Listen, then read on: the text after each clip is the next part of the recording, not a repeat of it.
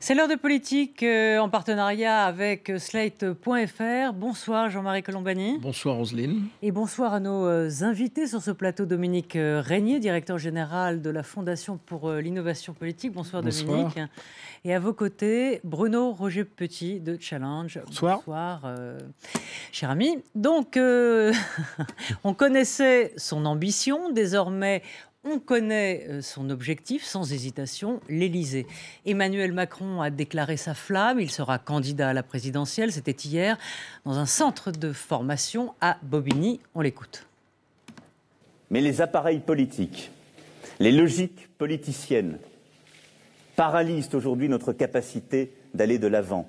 J'ai vu de l'intérieur la vacuité de notre système politique, qui empêche la majorité d'idées, au motif qu'elle fragilise les appareils, les partis traditionnels, les intérêts acquis, qui ne poursuit plus, au fond, l'intérêt général, mais son propre intérêt. Dominique Régnier, le rejet des élites, l'antisystème, c'est un discours qui, dans le fond, aujourd'hui, devient la pensée unique. Alors c'est un paradoxe. Dans le extrait que vous avez choisi, il précise le système politique. Donc c'est une précision qui a son utilité. Moi, ce qui m'a beaucoup frappé dans cette intervention et cette déclaration de candidature, c'est au fond, c'est Emmanuel Macron. C'est un événement qu'on peut considérer comme un heureux événement parce que le système français se renouvelle pas, donc il force un peu les portes, mais pour réussir à passer, pour que l'étape soit productive et progressiste, justement, il faut qu'il reste sur ce discours qu'il avait, d'ailleurs qu'il a encore eu là, mais qui est un petit peu concurrencé par celui-ci, un discours sur le rassemblement des progressistes, l'idée de constituer une force, même si, on en parlera j'imagine, le système institutionnel, là c'est cet objectif, ne lui favorisera pas la tâche. Mais si on a le sentiment que quelqu'un comme lui reprend l'antienne que pratiquement tous les politiques ont à la bouche aujourd'hui, c'est-à-dire qu'ils sont les ennemis des élites et du système, si on entend ça, je me dis non, c'est désastreux qu'on ne nous fasse pas ce coup-là une énième fois. Je dis, le système est peuplé d'antisystèmes. Enfin, ça devient absurde. C'est une farce à ce moment-là. C'est une farce. Et d'ailleurs, Jean-Marie, est-ce que c'est une sorte d'ersatz de François Bayrou qui, effectivement, pendant longtemps, depuis 2007, s'est posé en espèce de rebelle du centre et justement de cet anti-système. Donc c'est quelque chose, comme dit Dominique, effectivement d'un peu éculé, mais est-ce que ça peut marcher ? Sur le plan politique, c'est rigoureusement le positionnement classique du centre. Et là où François Bayrou était allé le plus loin dans la rébellitude, c'est lorsqu'il a fait son très bon score de 2007. Où il a failli passer devant... Il y avait l'affaire de la claque, devant Ségolène Royal. Non, ça c'est 2002. C'est le positionnement classique de quiconque dit voilà, je ne veux ni droite ni gauche, il faut rassembler les meilleurs. C'est le positionnement du centre. Et d'ailleurs, dans les intentions de vote dont il est crédité aujourd'hui, on verra si ça dure, c'est au fond le potentiel classique traditionnel du centre en France, qui est utile et dont on peut regretter, s'il devait disparaître, on regretterait très fortement sa disparition parce que, au fond, il arrive à attirer le point d'équilibre finalement de la politique française. Mais par ailleurs, c'est quand même pas très nouveau tout ça. Non. Moi, j'étais plongé dans le journal de François Mitterrand à Anne. On y trouve beaucoup de choses. On y trouve notamment, dès 1965, des propos de François Mitterrand dénonçant la lie des partis politiques, la lie que sont à ses yeux les délégués des partis politiques, qui, dit-il, sont malpropres.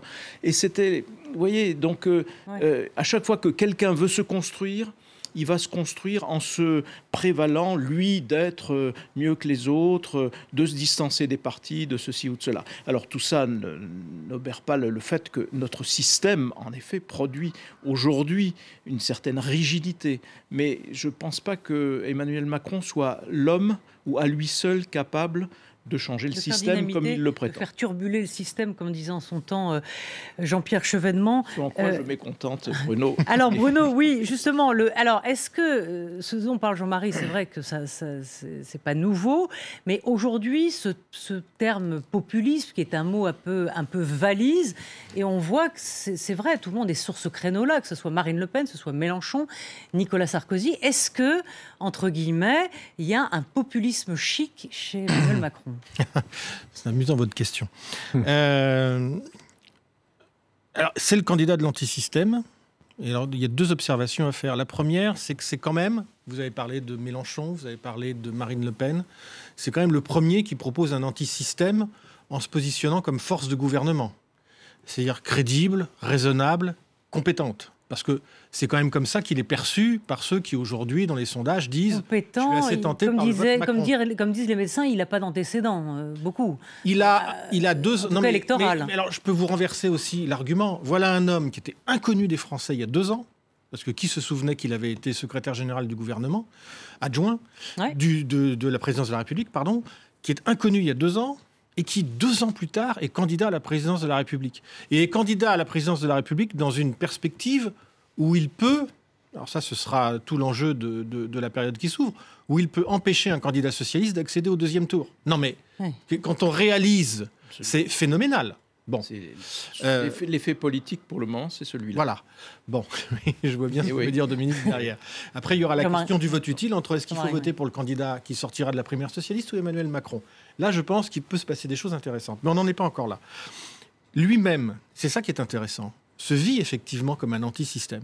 Vous discutez avec Macron et il vous dit « Moi, je suis un enfant de la province. Je suis monté à Paris. J'ai découvert ce que c'était qu'en arrivant au lycée Henri IV, l'aristocratie d'État. J'ai continué de la subir à Sciences Po. J'ai continué de la subir à l'ENA. » Donc une haine de la bourgeoisie parisienne. Exactement. Exactement. Il y a ça chez lui, profondément. Si on ne comprend pas Macron, si on ne comprend pas que dans son cerveau, il y a l'idée que c'est un produit de l'excellence de l'éducation nationale, mais pas un produit de Mitterrand, ça. D'une certaine façon, oui. Ce matin, j'ai eu la chance de pouvoir parcourir les 2 premiers chapitres de son livre, qui va sortir dans quelques temps, qui va s'appeler Révolution. C'est absolument hallucinant de voir que toutes ces références sont d'abord littéraires. Et il vous raconte l'histoire d'un enfant qui, dans sa petite province, s'est construit en lisant André Gide, que plus personne ne lit, depuis 20 ans, Colette, des écrivains des années 30, des classiques, qui se vit comme un personnage balsacien, donc en rébellion contre une certaine forme de système. Donc tout ça a structuré idéologiquement ce personnage. Et encore une fois, je le dis, je le répète, quoi qu'on pense de ce qu'il puisse porter aujourd'hui, on ne comprend pas Macron si on ne veut pas entendre que, de son point de vue, c'est un romantique en rébellion contre un système dont il a éprouvé lui-même combien il était dur et fermé. Mais tout cela, ce que vous venez de décrire, Dominique, est-ce que ça fait un programme politique? Est-ce que le fait de dire justement, j'ai pas de programme, j'ai pas tellement d'argent, j'attaque... Oui, enfin, il en a. Oui, si, il en a. Je peux vous dire, il aura déjà les 10 à 12 millions d'euros nécessaires. Il va monter l'Himalaya en tongs, en quelque sorte. Est-ce que ça, il peut... il s'attaque quand même à un monument qui est la présidentielle, sans parti. L'argent, bon, on ne sait pas trop, sûrement, comme le dit Bruno. Il est certain que... Et c'est d'ailleurs... aussitôt, ça vient percuter ce qu'on vient de dire à l'instant. Il est certain qu'il n'aura pas de mal à trouver l'argent. Donc déjà, le pauvre petit provincial qui arrive à Paris ramasse des millions facilement en se baissant pas longtemps. Donc ça dit aussi quand même que tout ça est un peu une histoire qu'on raconte. Il a un parcours qui est brillant. Il est très jeune, il a un parcours brillant. Il a fait beaucoup déjà en une vie... qui commence, de ce point de vue-là, politique. Et vous trouvez qu'il choisit la facilité dans ce populisme chic? Ouais. Moi, je peux pas. Moi, si Macron, encore une fois, pour moi, c'est une bonne nouvelle parce que c'est quelqu'un qui essaie de rentrer dans un monde qui ne veut de personne. Hein. Mais si Macron nous la joue, on est d'accord. Si Macron nous la joue populiste, je dis c'est une farce et je me mettrai au balcon pour rire parce que vraiment ça non. Mais vous pensez qu'il prend chemin? Maintenant, je sais pas, on va voir. Mais j'ai trouvé ça m'a gêné hier dans ce qu'il a dit. Il venait déclarer sa candidature à l'élection présidentielle. On est en plein raz-de-marée démagogique. Oui. Outre-Atlantique, outre-Manche, on va en parler d'ailleurs, partout. C'est une faillite politique, c'est une faillite morale, c'est une faillite intellectuelle. Que quelqu'un d'aussi intelligent, aussi au fait que la réalité est complexe et que gouverner c'est difficile, ne commence pas à nous expliquer qu'il a trouvé une ruse subtile pour faire parler de lui, c'est reprendre le même refrain. Parce que là, vraiment, c'est catastrophique. Absolument, ouais. Qu'au moins, on tienne un peu quelque chose. Enfin, si on livre la République au démagogue, c'est fini. Enfin. Tout ce que nous a décrit Bruno, c'est l'art et la manière de forger sa propre légende. Donc, il s'appuie sur d'autres, ont essayé et ont pu réussir avant lui. Hein. L'appel à la littérature pour forger son image, c'est François Mitterrand, principalement. Et vous êtes d'accord avec ce parallèle? Quand on pas l'histoire pour se forger, comme l'ont eu De Gaulle et d'autres, et la génération de De Gaulle. On fait appel à la littérature, etc. Donc ça, c'est une chose. Par ailleurs, nous faire croire qu'à 38 ans, on va pouvoir être choisi par les Français dans le moment que nous vivons, qui est un moment de guerre, il ne peut pas y croire lui-même, sauf à être habité par lui-même, parce qu'il y a un côté, j'allais dire, hyper narcissique dans sa démarche, et qui est éclatant. Donc, on peut le dire de tous les autres. Non, je veux dire, il aurait pu jouer un rôle extrêmement positif s'il était resté aux côtés de ceux qui l'ont fabriqué. Parce qu'il était une vraie plus-value à ce moment-là. Là, il n'est plus une plus-value, il est quelque chose qui détruit. Le fait qu'il détruit François Hollande. Attendez, le fait qu'il fasse sa déclaration à la veille du scrutin de la primaire de la droite, ça affaiblit Alain Juppé. Le fait, évidemment, qu'il ait trahi François Hollande, c'est évidemment un affaiblissement définitif, peut-être, pour François Hollande, mais c'est aussi la garantie que la gauche ne sera pas au second tour de l'élection présidentielle. Donc il y a un décalage total entre la gravité qu'il prétend mettre dans sa réflexion et ce à quoi il sert aujourd'hui, parce que politiquement, il sert à quelque chose. Alors au mieux du mieux, il pourra réussir à rassembler les éléments du centre qui n'auront pas été séduits par le candidat de la droite. Oui, mais c'est ça. Non, mais sur l'aspect du renouvellement de ce mais il est dans une Dominique. démarche politique. Le renouvellement, il aurait pu le porter à l'intérieur d'une gauche s'il avait prétendu moderniser cette gauche, comme l'a fait en son temps. Il ne pouvait pas, il le dénonce au fil de ses discours. Mais il a choisi lui-même sa démarche parallèle, sa démarche, j'allais dire, presque parasitaire. S'il avait fait s'il avait eu l'ambition d'un Michel Rocard et le niveau de réflexion d'un Michel Rocard, par exemple, il aurait porté cela. Là, il porte une démarche strictement personnelle. Au mieux, ce sera le bassin d'influence du centre, qui est utile à la France, mais ce sera au mieux, et pour ceux des électeurs du centre qui n'auront pas été séduits par le candidat de la droite en fonction du résultat de la primaire. 30 secondes avant de fermer cette première partie, et je vois que Bruno n'est pas d'accord. Je trouve que Jean-Marie n'aurait pas dû prendre comme exemple Michel Rocard, oui, puisque c'est justement l'incarnation que, quand on joue les règles du jeu du Parti socialiste, on se voulant moderniste. Premier ministre.